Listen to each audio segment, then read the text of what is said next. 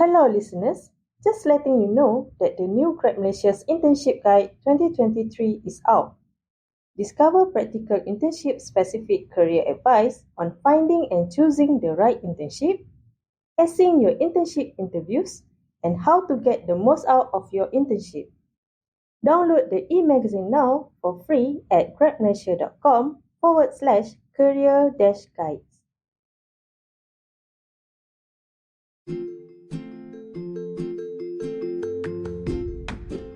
You're listening to Grad Malaysia's TMI podcast.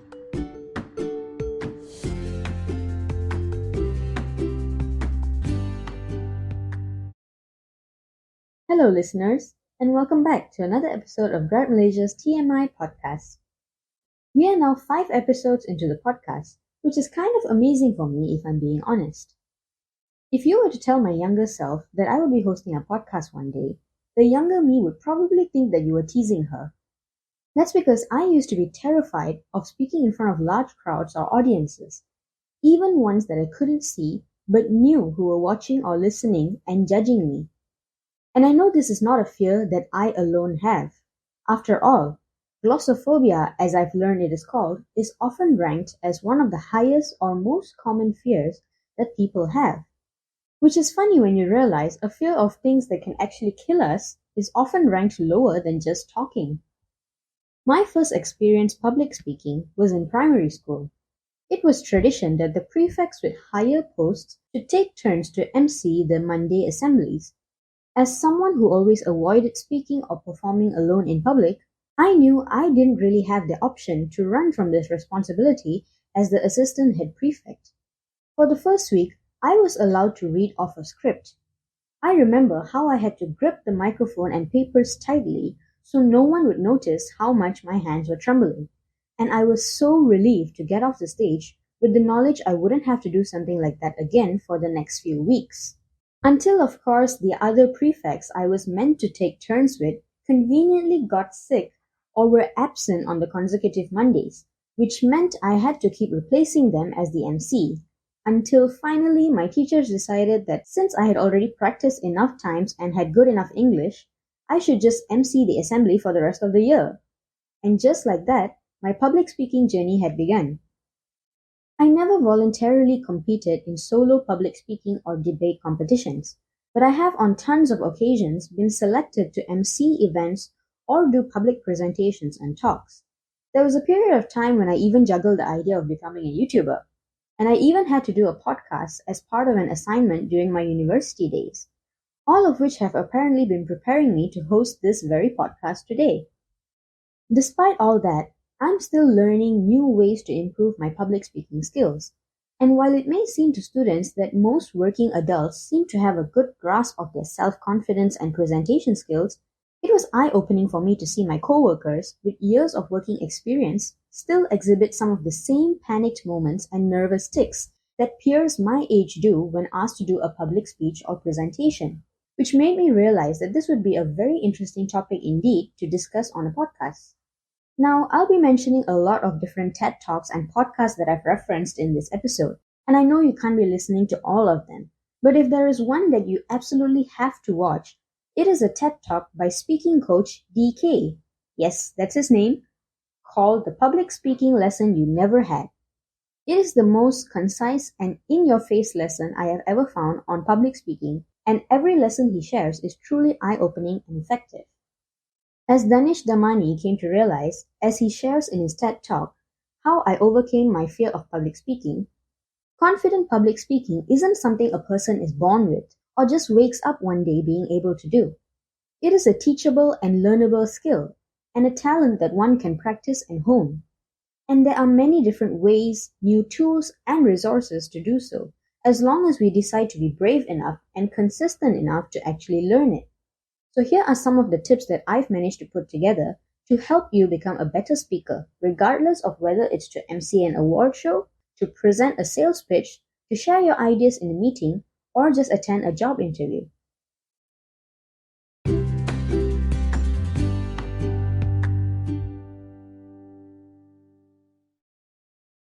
The first tip is to know your content well. It can be extremely difficult to talk about or present a topic that you don't already know like the back of your hand.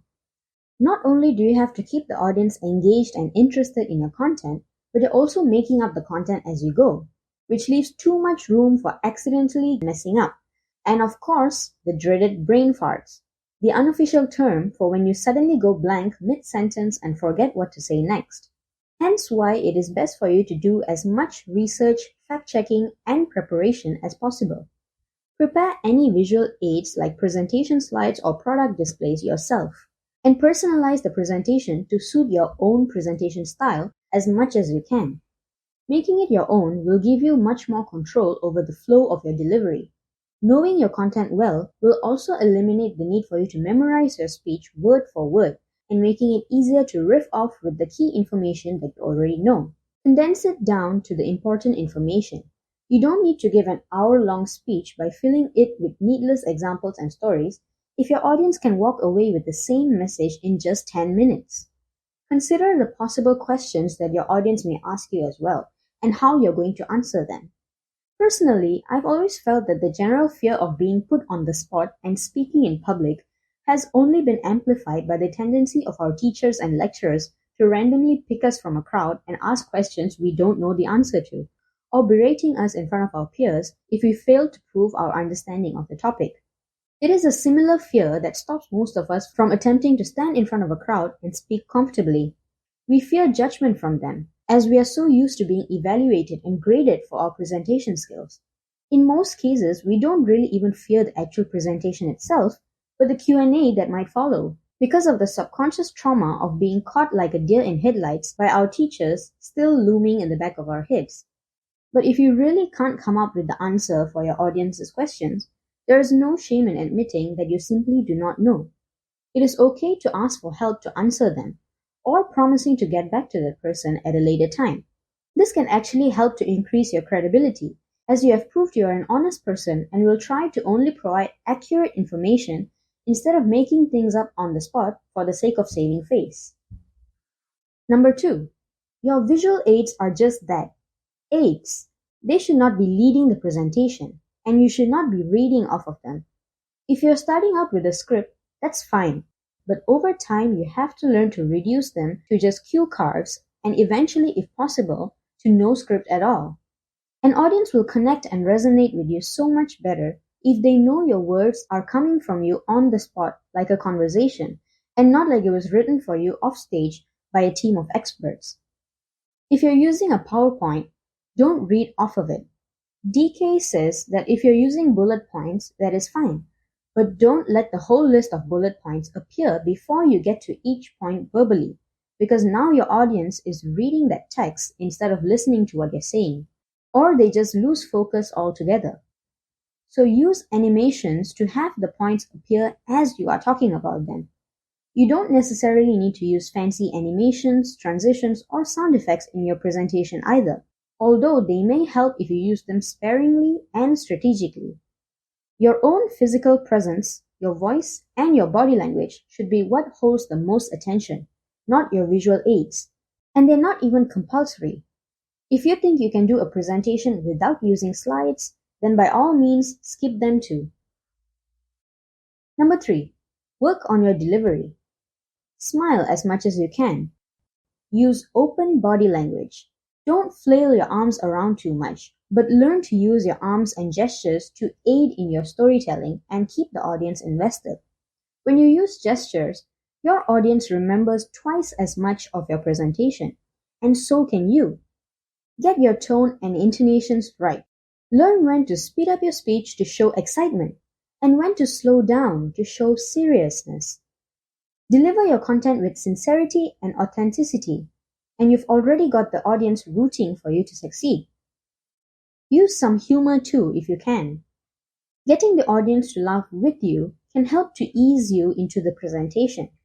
And if they don't laugh, or you accidentally do something embarrassing and have them laughing at you instead, just laugh along with them. Make fun of yourself. Nothing shows true confidence than being able to laugh at yourself instead of running and hiding in shame. Number 4. Identify your nervous habits and tics. Despite starting to speak in public at 12 years old and having so many different experiences of it over the years, to this day my hands still tremble when I have to present in public, even when I don't really feel nervous at all. The way I overcome this is to have something to hold: a microphone, a clicker, a podium, hooking my thumb in my blazer or pant pockets. Or if I really have nothing to hold, I compensate with movements and gestures. No one is going to notice the trembling if you keep strategically moving your hands in big motions.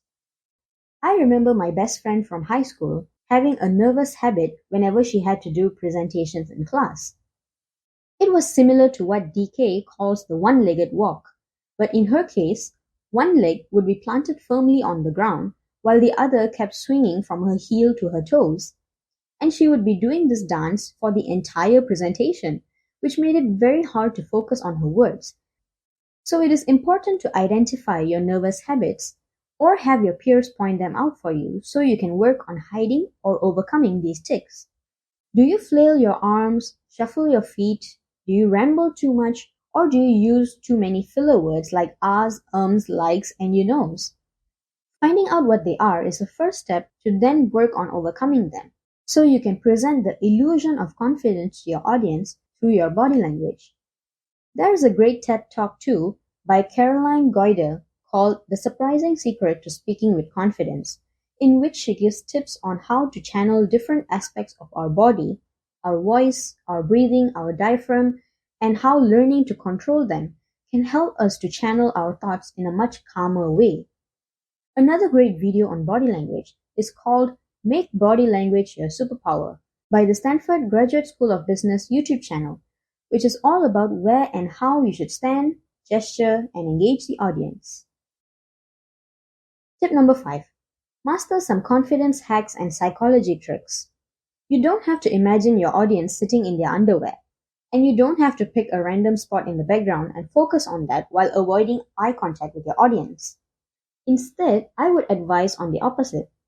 Find the one person in your audience who is giving you their undivided attention and focus on them. Look around occasionally to bring the rest of the audience into the conversation. And if you can find others who are also giving their undivided attention, focus on them too.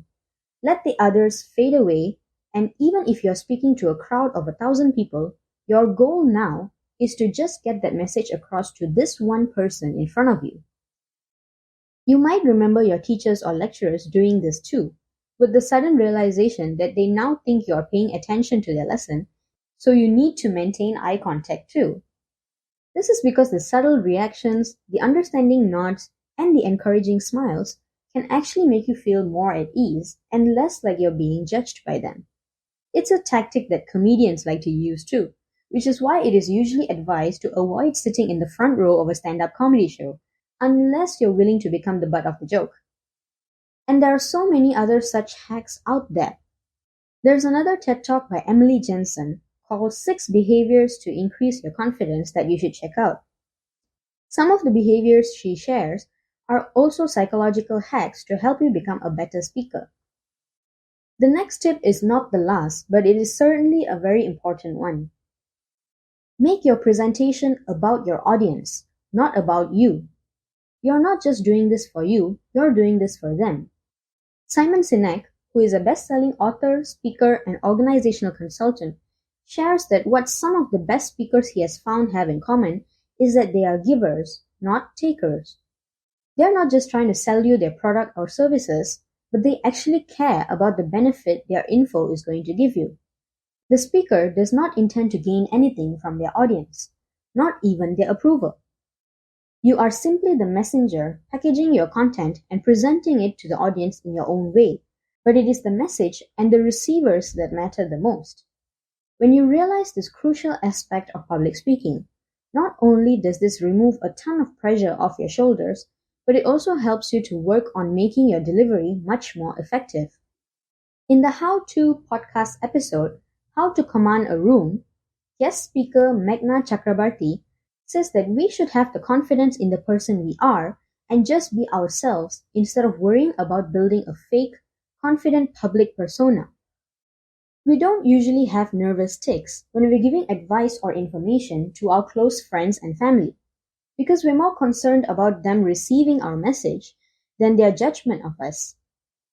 If we were to approach speaking to a crowd like speaking to a friend, then they would have no reason not to just accept us the way we are instead of expecting a master speaker, and the message will be better received by them too. And finally, tip number 7. Learn to love your content and speak about it with passion.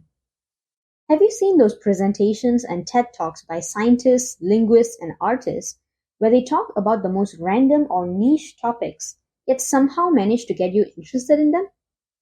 You probably couldn't care less about some wild mushroom growing in some distant forest, but when you see the scientist's face light up and their open body language as he talks about this new exciting discovery, you can't help but to smile along with them.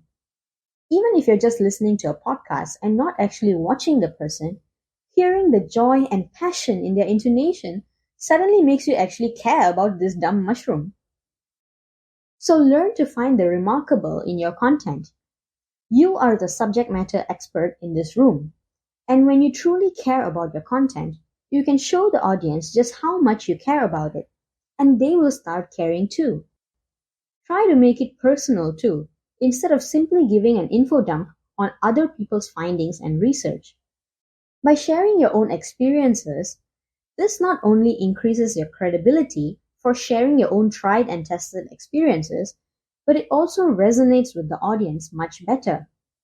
As Maya Angelou's famous quote goes, "I've learned that people will forget what you said, people will forget what you did, but they will never forget how you made them feel."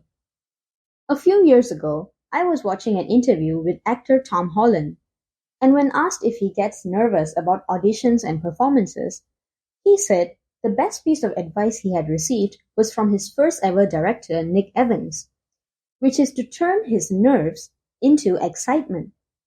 This is a really cool psychological trick that I have since started using and found super effective.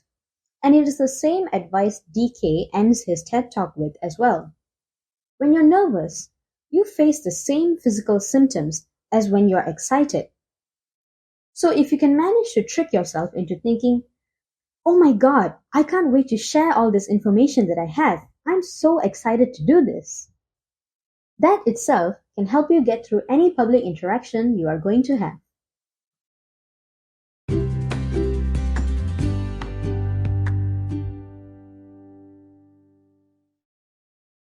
This was by no means an exhaustive list, but those are the 7 tips that, in my opinion, can help you face and overcome your fear of public speaking. If there is one takeaway you get from this episode, it's this. Take your time, take pauses, gather your thoughts. Don't worry about using filler sounds and stammering, because those are things that you can learn to phase out with time, experience, and knowing your content well. And you don't have to present as good as those TED speakers you love watching, because by setting the standard so high, you're already setting yourself up for failure. Not everyone presents the same way, so just embrace your own style and do it your own way. So maybe you end up feeling super embarrassed about how the presentation goes. But remember that we often tend to lay the harshest judgment upon ourselves, and the odds are that your embarrassing moment is just going to be out of their memory by the end of the day. So don't beat yourself up about it. And at the end of the day, if your content is good and your delivery is interesting enough, no one is really going to care about the ahs and ums or the embarrassing moments. What they will remember is how the message made them feel. So make it a good one. Thank you for listening to me talk, guys, and I hope you will keep tuning in to hear me talk in future episodes. Goodbye!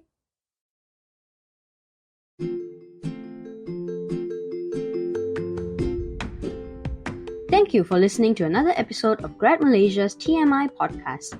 Don't forget to check out our website, gradmalaysia.com, for more career guide articles and ebooks, as well as new job and internship openings. Follow us on social media too for even more career tips and fun content.